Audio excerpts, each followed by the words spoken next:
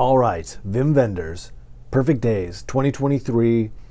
I've seen it twice now, once in the theater, once at home, and I walked away from each viewing with a very different idea about the film. Very different conceptually, very different in terms of the feelings about the film.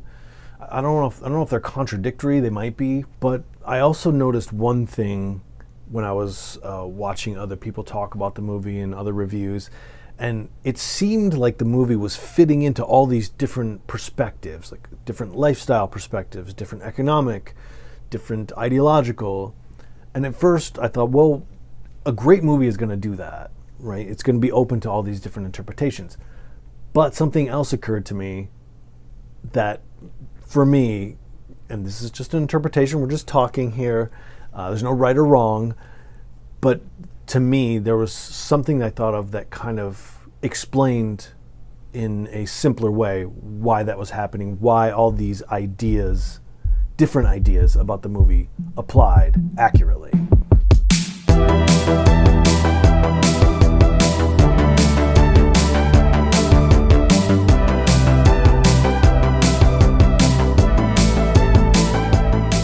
I think this movie is a classic definition of beautiful. It's like a sound bath and a visual bath. You really get the sense that there's an attention to detail here. You're watching someone who is observing all the little things in life that go unnoticed, but that are so impactful. He's noticing shadows and mannerisms in other people and little tiny frames of plants and sidewalks and things like that, where you just sort of feel, I don't know how you are, but for me, when I watch a movie that makes me think afterwards, God, why aren't we more present? Why aren't we more focused on existence? And why don't we look up at the stars and notice this is such a unique thing to be alive, and consumerism, what's up with that? And AI, isn't it crazy? It makes me feel all those things. So if you're one of those kinds of people who like to think about those things and feel those things, or text your friends those kind of things, then this will put you in that state. And these thoughts and feelings lead me to how I felt when I left the theater on my first viewing. Obviously, seeing things in a theater on the big screen accentuates everything. It's like experiencing a Rothko painting, or how he wanted you to experience that. Side note, Mark Rothko was a painter. He made these huge paintings, and he wanted people to stand as close to them as possible because he wanted you to feel like you were immersed in it, like you were inside the painting.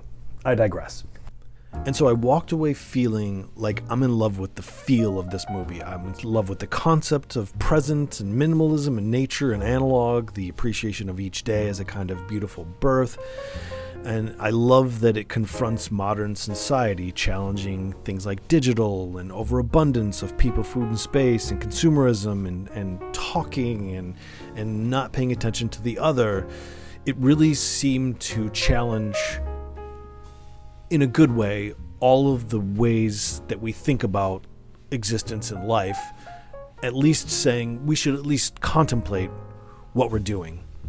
In short, I think the first viewing appealed to some sort of ideology or belief within me, and I was in love with the entire movie and everything contained within it, and also the way I felt about it and life when I left. Watching the movie at home on the second viewing, I shifted my focus more, just naturally, onto the character of Hirayama, and I still loved it, but I noticed a few things that I didn't notice on the first viewing. I started seeing some issues with the way or concept with how he was living, and one of the bigger ones was his lack of relationships. And that was one of the tougher things for me to accept as beautiful, was his isolation. The fact that he didn't seem to have any friends, he didn't have a relationship, he didn't seem connected to his family. And I feel like we're meant to be connected, and so in a way, watching that and almost glorifying, I don't want to say glorify because it's a beautiful film. I don't think the movie is about glorifying isolation, but it felt like, in a way, that it was a positive thing that he was on his own, in a sense. And now anyone who chooses to live that way, that's great.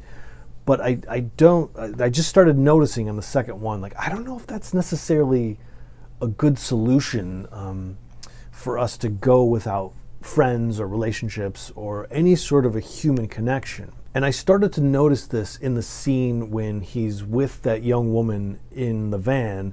She's a love interest of his younger coworker, and it's not any sort of a love type feeling because she's much younger than him. But they're listening to the cassette tape, and I think the younger woman, admires him or likes his kind of silent demeanor and his knowledge of music. And she just, before she leaves, she just kisses him on the cheek and then leaves. I took that as saying, like, I'm so glad I met you in life. You're an interesting person. You're an eccentric, and I think that's cool.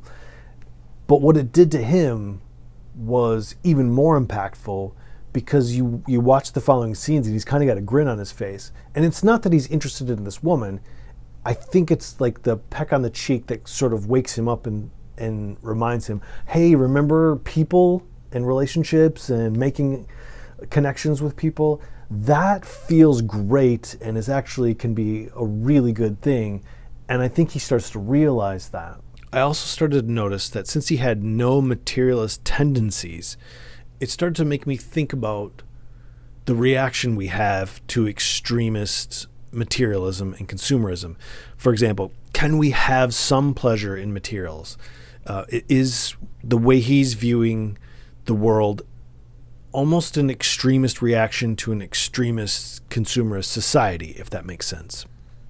There's a moment in Richard Linklater's movie Before Sunset with Julie Delpy and Ethan Hawke, and they're sitting in the Parisian cafe talking about life, and Julie Delpy's character mentions that she had traveled to an Eastern European country, kind of an old Soviet bloc country, and she had stayed there for a while, I guess, and everything was gray and the walls were gray and it was just kind of simple, and she described feeling relieved, like her brain could finally rest because she wasn't being targeted by ads and consumerist ideas and marketing, and how wonderful it was. And I love that moment. But she also mentions a few minutes later that she derives a lot of pleasure from, say, buying a pair of shoes, and that it's okay. And that's what I'm kind of reminded of when I think about this aspect of the movie. When you have someone who's such a minimalist, he's such an attention to detail, he seems very resourceful and focused, and it's kind of surrounded by this sea of marketing and consumerism. And both things can be true. Just like in the Before Sunset analogy, both things are true. And that's not something that I noticed the first time, but it's definitely something that stuck out the second time. And I think this also applies to the digital aspect as well. I love the analog thing. I love that he seems to embrace cassettes and books. It is kind of a comment on digital and the lifestyle and everything that comes with it. It's a wave. Maybe you can't really accept only the things, cherry pick the things you like about it. Maybe you can. But it does feel the same thing, where both things can be true. You can appreciate the analog, but the digital, and sometimes buying a pair of shoes, can be positive.